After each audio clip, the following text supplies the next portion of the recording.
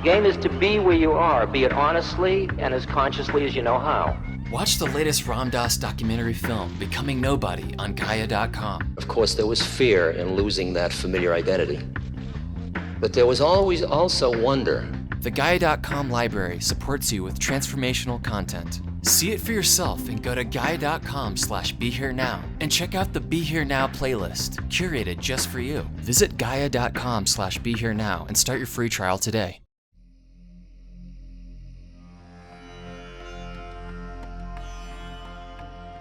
Welcome to the Metta Hour with Sharon Salzberg, where Buddhist wisdom meets everyday life. This podcast is brought to you by the Be Here Now Network and features interviews with the top leaders, teachers, and thinkers of the mindfulness movement and beyond. For more information, visit BeHereNowNetwork.com/Sharon.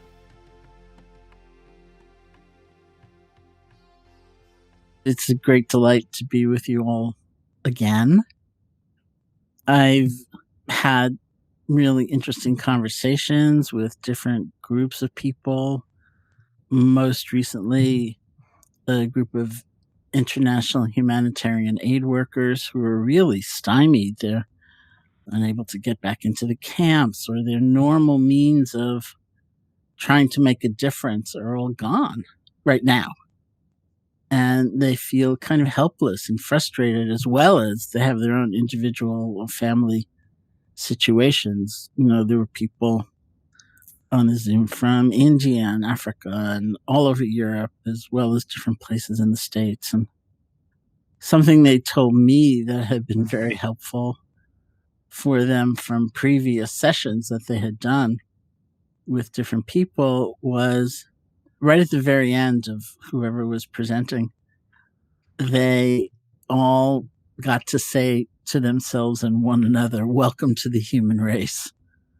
Because people were pretty upset about the level of despair they were feeling, or concern, or I think most particularly that sense of helplessness. And that's something that's really been fascinating me lately, how I feel from my own experience in meditation and teaching so many people, that if we can sit with some of the really disconcerting emotions like anxiety, fear, grief, and just be able to take a look at them, we so often find a kernel of the sense of helplessness inside. And if we can address that by doing one seemingly small thing, reaching out to somebody, or interestingly enough, on that same conversation, because these are very active, doing people who want excellence in everything that they do, and they want to make a difference. They want to make a difference that can be measured.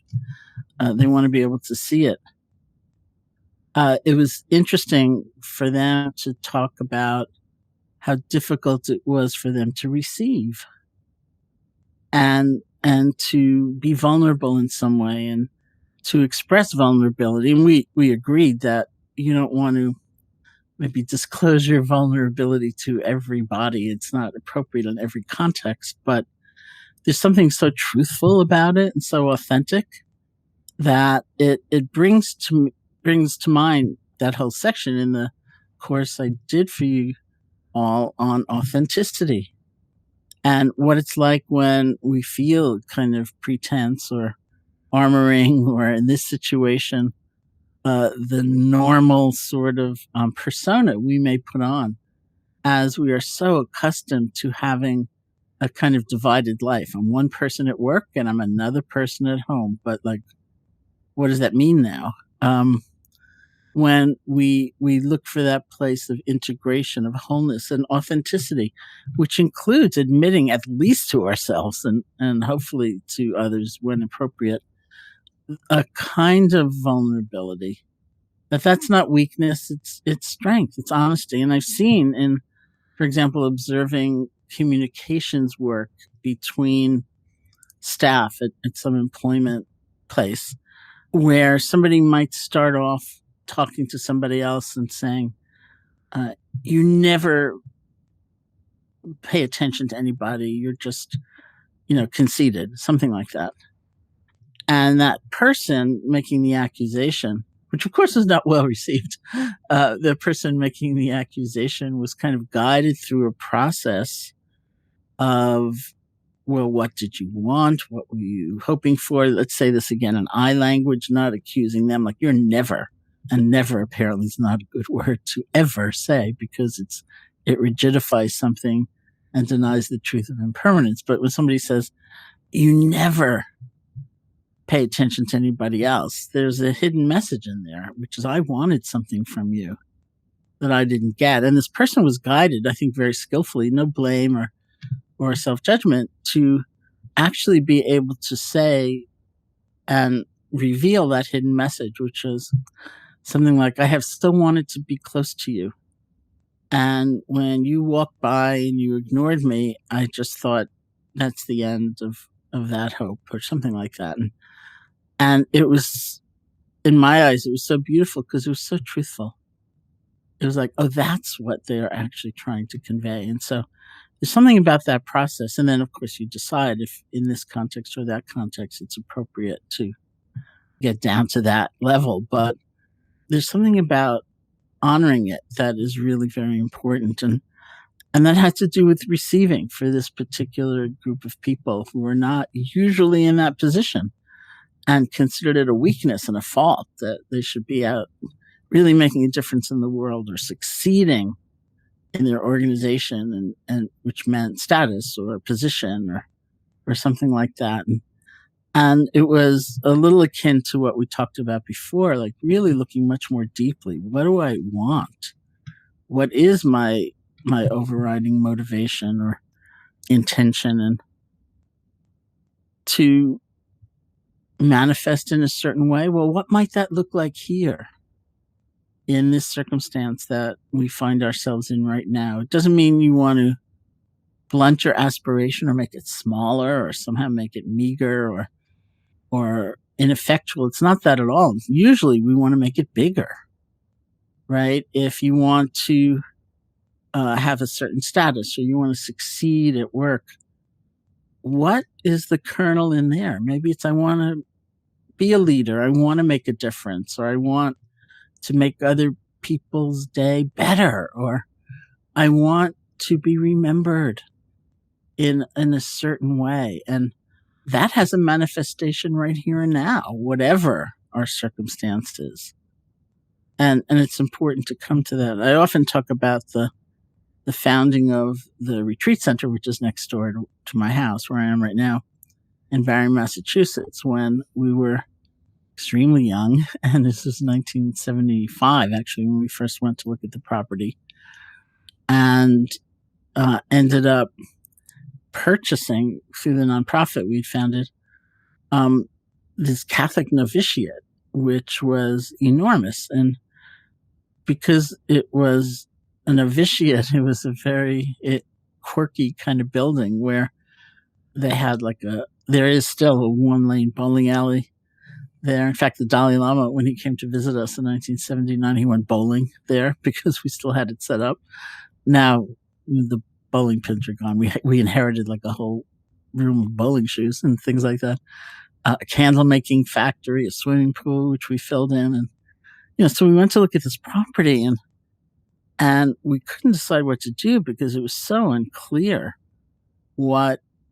how many people would ever be interested in meditation in this country or this form of meditation. And it seemed so big. It sleeps about 100 people.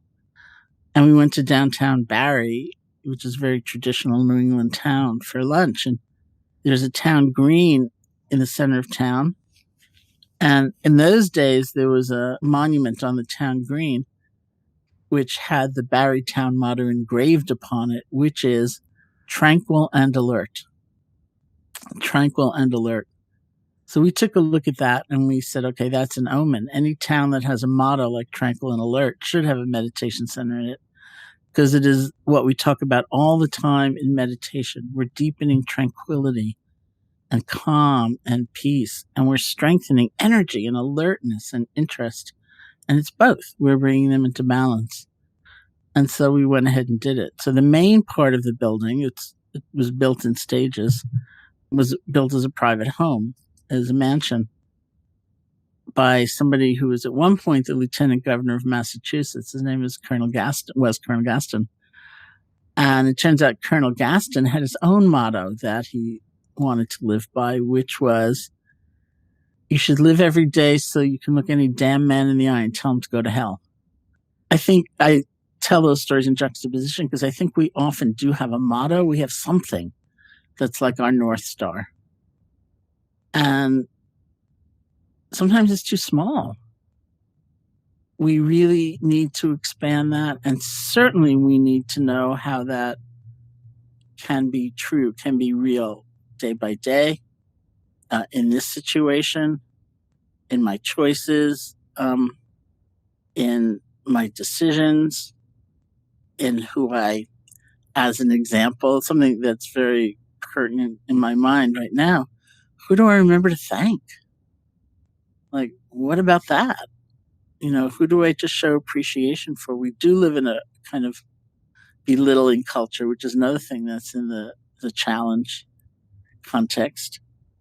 And what's it like when we turn that around and we show some appreciation for others and we allow others to show appreciation for us, which honestly for many people is quite a bit harder than that extension of generosity or caring. So we're working with unfreezing patterns so that they're not so rigid, they're not so strongly held. We can allow the flow of our intention outward. We can receive in a better way. That's the real balance. I mean, work-life balance, I don't know anything about that being actualized ever. And a lot of people were kind of decrying that anyway, even before this crisis. But to have this kind of balance and to come back to balance of giving and receiving, of being authentic, of being honest, is the tremendous possibility that is held even in these really terrible circumstances. So why don't we practice together some, okay? You can sit comfortably.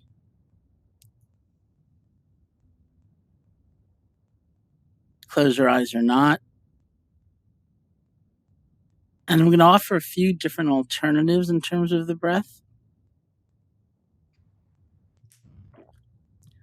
In the ordinary course of meditation, we say, just breathe naturally. And just notice how you're breathing. You don't have to try to make your breath deeper or different.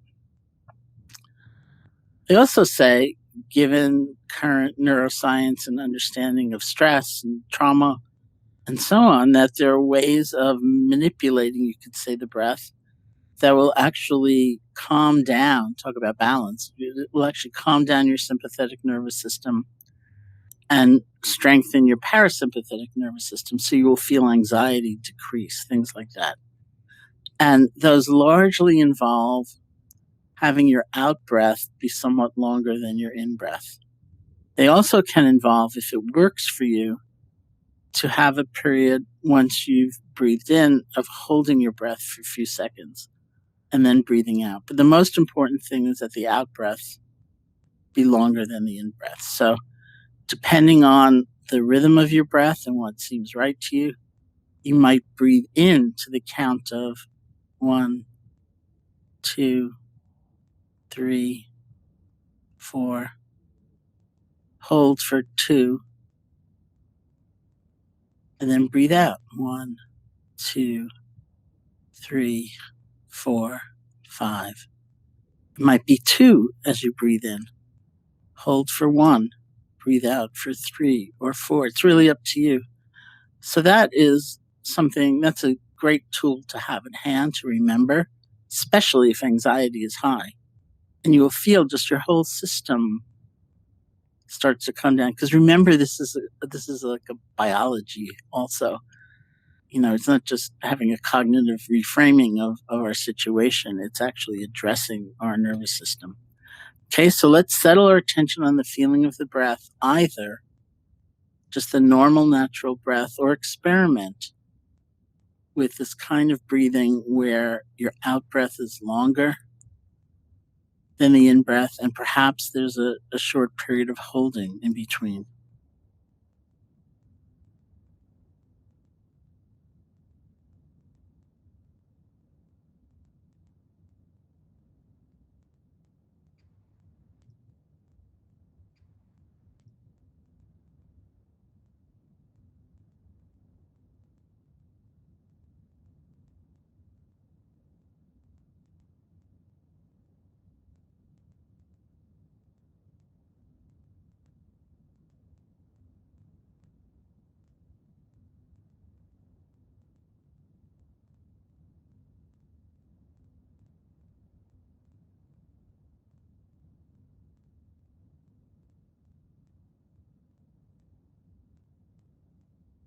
And if you find your attention wandering, you get lost in thought, spun out in a fantasy, or you fall asleep, don't worry about it.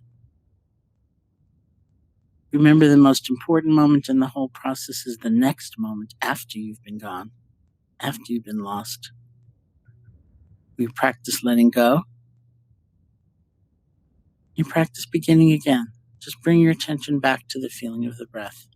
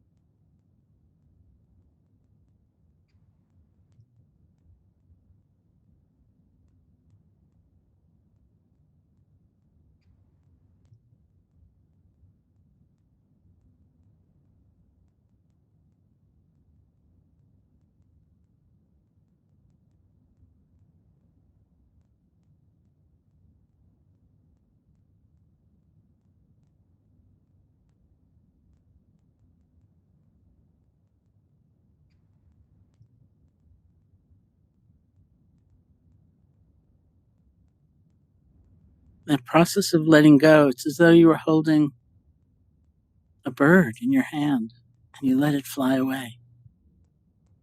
Or a balloon and you release it. You don't have to judge yourself or have rancor towards yourself.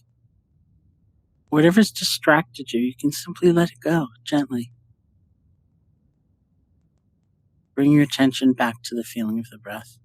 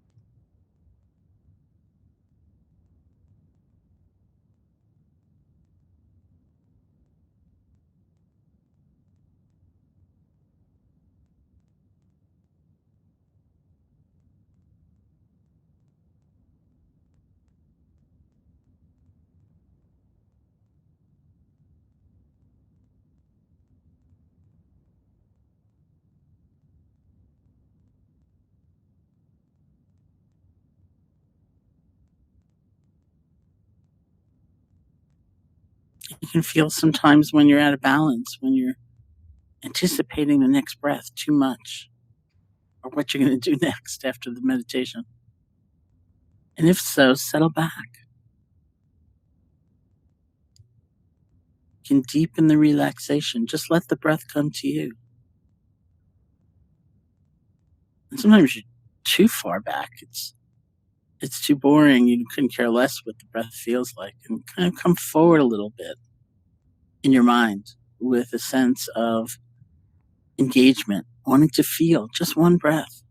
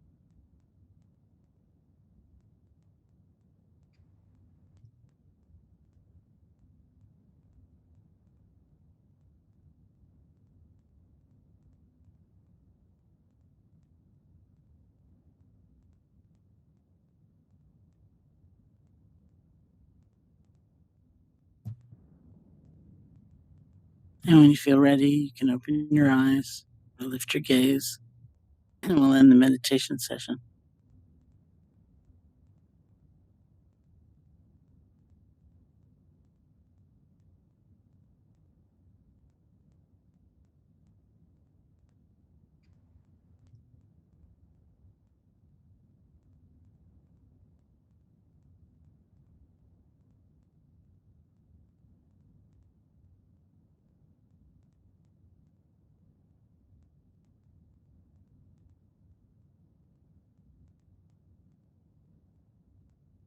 So thank you so much.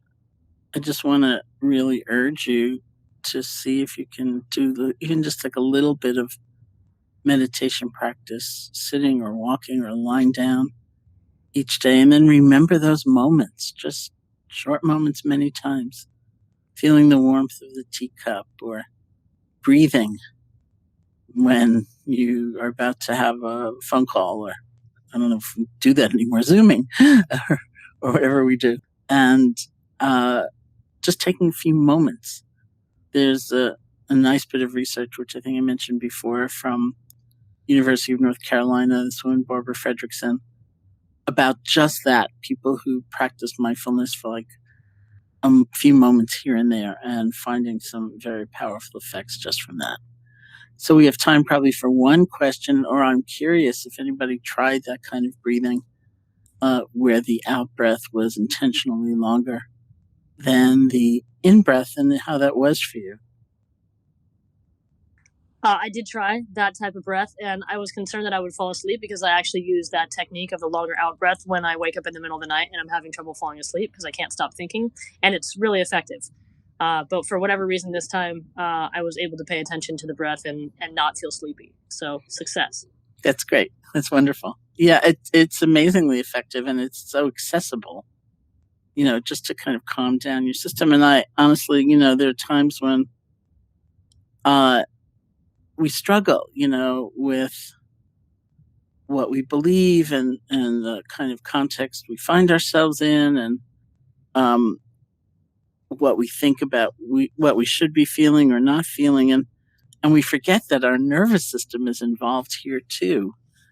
I saw that, working as I have some with people who've been affected by gun violence, and sometimes really blaming themselves for years later feeling the effect of the trauma. And I was with somebody once, and there was a presentation, even kind of this pretty dry presentation about the vagus nerve, and and the woman that I was with, who lost her son in a shooting, she lit up and she came to me and she said, "It's just my nervous system."